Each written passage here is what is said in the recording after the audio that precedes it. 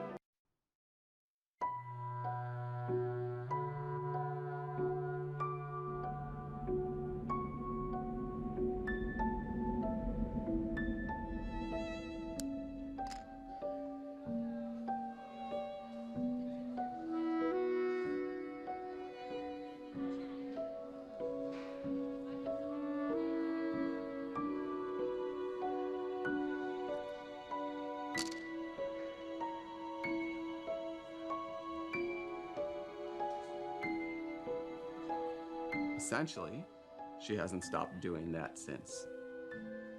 So she gathers objects, yarn, wood, boxes, coils, briefcases, videotapes, paper, and she wraps it. Her pieces have become larger and larger as her confidence grows. Compulsively, obsessively, nonstop, so to the point where her fingers blister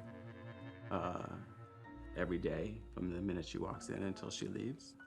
And, you know, it raises all kinds of questions. Is she making objects? Is she making art? Is she communicating?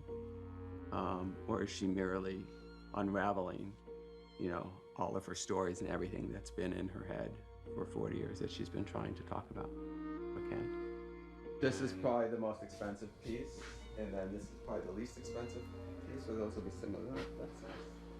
But I'll, yeah, it's very sexy. That. Yeah, it is. I know, it's weird because it's so brute and then feminine at the same time. The Art Brut Museum in Lausanne, the Museum of Contemporary Art in Dublin, the American Museum of Folk Art all felt that this work was important, that they would be interested in receiving it in their collection.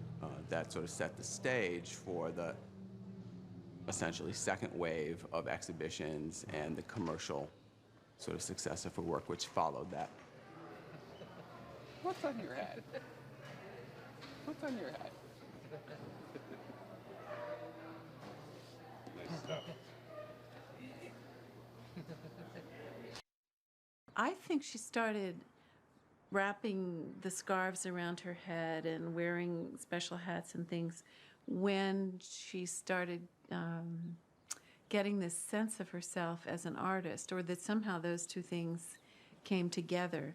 And it seemed that the more her art pieces grew and the more recognition she received, the more elaborate her head pieces would become, so that she sometimes would wrap, you know, 3 scarves and then some kind of very fancy thing on top of that. So I sometimes think of it as an expression of her her self-esteem and her sense of herself as an artist. I think it goes with